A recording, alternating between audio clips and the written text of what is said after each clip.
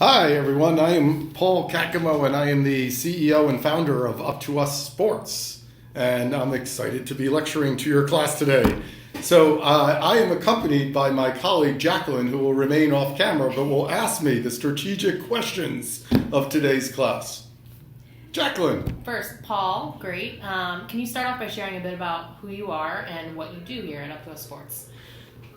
So, as I said, I founded this program in 2010, and I really got my start in nonprofits a long time ago. The focus of my work was on working with young people and figuring out how do we address issues like health, mental health, substance abuse, violence that often occurs in urban communities. And I pretty much dedicated my life to those topics. And the way I got involved in sports, and specifically sports-based youth development, SBYD, is that struggling trying to work in Washington, D.C. with public schools, and I worked in Boston in public schools, struggling to figure out what was the root of the problem that had so many schools that were labeled dropout schools, while other schools down the street might be doing fairly well. I started talking a lot to kids themselves and started asking them what are the kinds of challenges they faced. And I found that one of the biggest challenges was that kids have to make really difficult decisions all the time about whether or not they should join a gang, whether they should date an older guy and potentially become a teen mother, whether they should try the latest substance on the street. And they don't have a lot of people to turn to help them make better decisions. They don't have a lot of accessible role models in their life. And when you're in an overcrowded school in a low-income community in which you're being pelted by those problems all the time, and there's not a lot of adults who you trust to turn to and say, what should I do? You tend to mimic the behavior around you, and you end up getting involved in those same negative behaviors. So that breakthrough, and this is before I ever even heard of SBYD or got involved in sports as a solution. I was really involved in, as I mentioned, education. But that understanding allowed me to come up with another question to kids. Who is it that you trust then to give you advice? And I noticed one thing, that when kids had a coach, they would say, my coach. My coach keeps me in line. My coach tells me I'm not going to get in trouble or I can't play on the team. And I realized that there's something there. That first, we have kids who have to challenging decisions that many of us never have to make in childhood. And second, we have a group of adults who's already there. They just haven't been trained and supported in this role called coaches who can be the role models for kids. And so that's the breakthrough that's made me say, gee, maybe we should start a nonprofit organization that identifies, supports, and trains coaches to work as positive role models in kids' lives. And so about 6 years ago, I started Up to Us Sports with that mission. Great. And one of the big parts of what you do here is development and fundraising. So can you talk about how you got into that part of it? So I think one of the big questions for anyone interested in SBYD or any kind of nonprofit is what kind of role do you want to play? If you have an idea in your head and it's burning and you need to start that idea, then my guess is that you're going to need to learn fundraising pretty quick. If you want to be a service provider, a program administrator in the nonprofit world, then you may not need to know fundraising at all. You may just need to find the cause that speaks to you, in this case, the SBYD program that really, makes you excited to get up every day. It's a lacrosse program that challenges kids to be academically successful. It's a squash program that teaches girls self-confidence and esteem. And you may want to go in there and be a coach in that program, or be a program manager, or be an administrator. But when you ask the question about fundraising and how that became part of my life, it's because I was one of those people, and I'm sure many of you in this class are, who had a burning idea. I think we need to create this.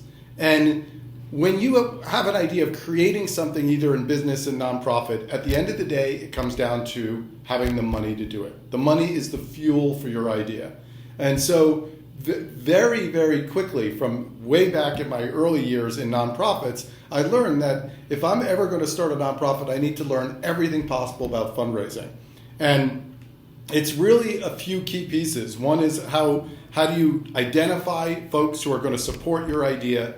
How do you make contact with those people? And that's changed a lot over the years, from picking up the phone, which is still probably the best route, but also writing a really good email to someone you don't know that really speaks to them, to setting up meetings and asking someone, can I get 30 minutes of your time, even if you take 2 hours? Can I get 30 minutes of your time just to share something with you? So fundraising involves first identifying who do you need to know. Second, having the skills to reach out to them in an effective way. Third is having an effective meeting. And then fourth is following up with what's necessary to actually make the ask, whether that's another meeting or writing a proposal to a foundation that says, yes, we're interested, or writing to a government agency. And that's a very complicated proposal, of course, but having the skills to do that. And over the years, I pretty much had to learn all of it, because I go back to my starting point here, which is that if you want to start an organization, start a nonprofit, start an SBYD program, you're going to need the fuel. And the fuel is the funding. So you're going to need to learn each of those steps of fundraising that I just shared. Great. And then looking, again, specifically at the SBYD field, what do you say is the most challenging aspect of raising money? The most challenging thing for SBYD is a few things. One is, this is a new field. There's a mentoring movement that's been around since the early 90s. I think Colin Powell was the leader who said every kid in America deserves a mentor. Well, I think us in the SBYD world are saying every kid needs a coach. And a coach is just so much more accessible than a mentor to kids, especially when we're dealing with kids who have so many traumas and risks they're experiencing every day. You know, a mentor seems something out here, but a coach is someone you relate to. So the first thing is that our field is new, and our movement to say that coaches are the new mentors. We still need mentors, but coaches are the new mentors is a relatively new message for the public. And so with that message comes the sort of history of what is a coach traditionally in people's mind. And a coach is a sports coach, period. Someone who may or may not know the sport. And I say that because a lot of volunteer coaches in soccer, for example, are just like dads who sort of know soccer but decide to come home early 2 afternoons a week and coach the kids' teams, versus, you know, all the way up to a professional coach who knows the sport. But they may not know about youth development. And that's the traditional definition, is a coach is someone who knows a sport and knows how to at least become the loudest spokesperson next to the parents on the sidelines for a team to win. And I would argue that the more they're a coach, the more they know the sport and the more they know strategy in the sport. But notice, everything's about sport. It's not about player development in the sense of their mind, their life skills. And that's what sports-based youth development is it merges sports and that kind of coaching with the actual mentoring side. And in this case, I'm not talking about academic mentoring, I'm talking about life skills mentoring, and it creates a new definition of coach. So what's the biggest challenge? Well, when you go out and tell people that you run a sports program, everyone's going to think, why should I fund a sports program? Sports are everywhere. I don't get its value. When you go to foundations and say, you know, you should be supporting sports programs, they'll say, I don't get it. You know, my kid plays soccer, the coach is terrible. My daughter quit field hockey because she was so stressed out. So what we need to make the case is that this isn't sports. This is that youth development piece. We're about creating coaches who are trained in positive youth development. And so our outcome isn't the victory. Our outcome is kids who make better decisions when it comes to health, kids who are more academically motivated and focused, kids who are able to resist joining gangs and other violent or truant behavior.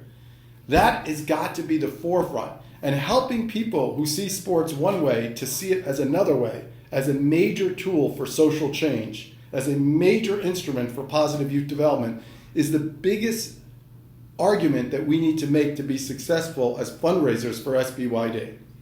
And I will tell you, once you make it, everybody, you just got to get to that aha moment where people say, I didn't just learn baseball when I was in Little League. I had a coach who taught me life skills, and I still use them today. And I've talked to more people who fund this organization, who I think the meeting's over and I think it was successful, but then they're like, can I tell you about my 9th grade basketball coach? And personally, I'm like, no, because I've heard that story a million times. But it's wonderful to stop and hear it again, because you know that potential donor now gets that this is about life skills. Great. And then on the flip side, what are some of the greatest opportunities in raising money in this field? So the greatest opportunity is the environment we're in right now. I mean, I'm really glad we have, and I'm talking about the political environment, the social environment, and the economic environment of this country. And I would even say globally. We have seen problems become entrenched without any effective solutions, or at least without solutions that have proven themselves to have really changed the ball. And by that I mean dropout schools. We can almost point to the same schools in Chicago, New York, Boston, Philadelphia that have been dropout schools for 2 decades. We've seen the same socioeconomic circumstances lead to kids joining gangs, lead to kids being involved in the heroin addiction or the Oxycontin addiction, all this kind of stuff. And so on a social level, we need new solutions. You know, changing class size has not really stopped the dropout schools in the last 20 years. We need something else besides a typical sort of systems approach to education reform, health reform, delinquency and juvenile justice reform. We need to get at it on a more personal level. And so the environment is right for the idea to say that, hey, this is new. And the early evidence we're seeing is not only is it new, but it works. What's new is the solution to those problems is teaching kids character and character development. And the way to achieve that solution is providing kids a coach as a mentor, an SBYD trained program in their community. That's a new thing out there. And I said it's new social. We have the social problems, and that addresses that.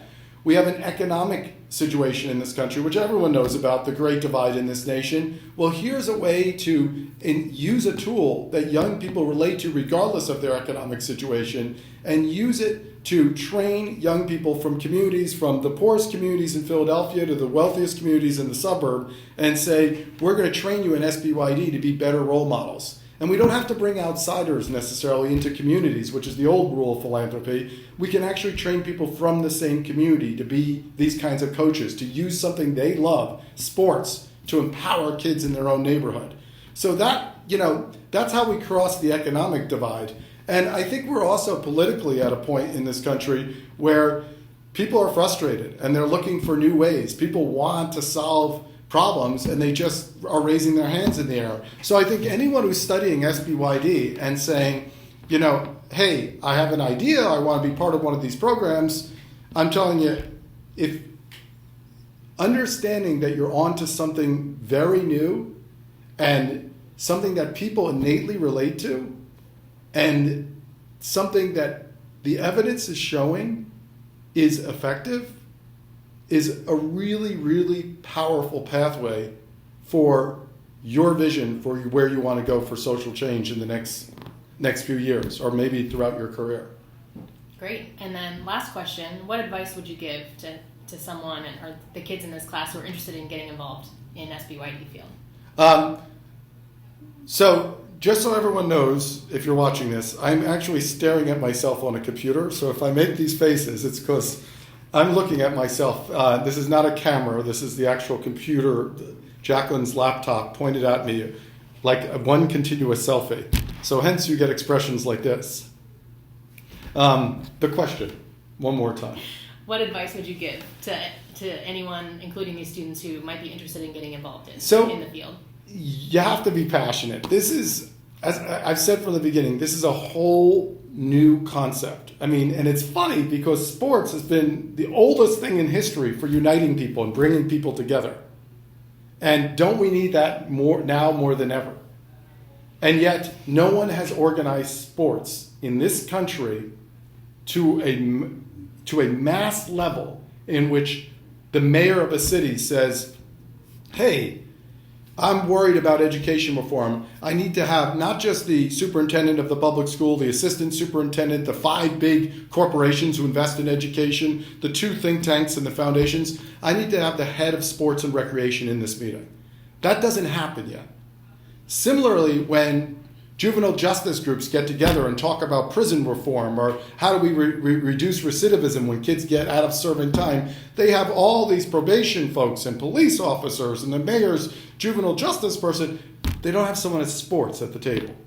And so when I look at what advice to give you, first and foremost, it's to recognize that until that SBYD person is at the table when it comes to health, I mean, we haven't even talked about childhood obesity as an issue.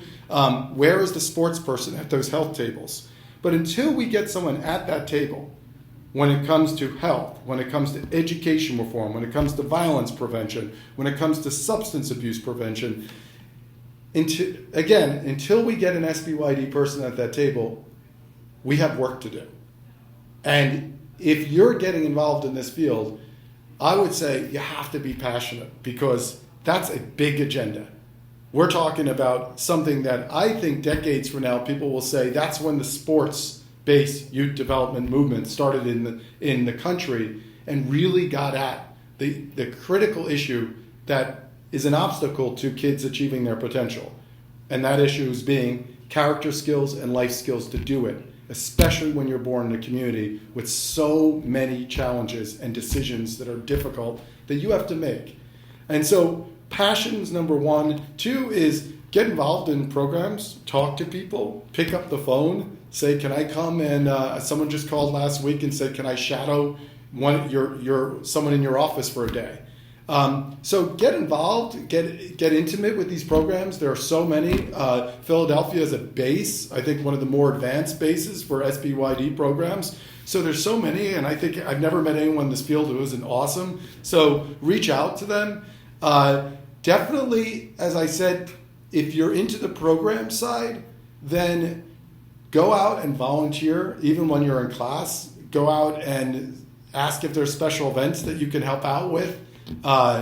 Become an assistant coach or ask if you can help set up for games and talk to people in the program already. And if you have an idea, like I've always wanted to start that equestrian program that addresses science and math, as an SBYD example. If you have an idea like that, learn how to fundraise because you're going to need the fuel, and the fuel is the funding.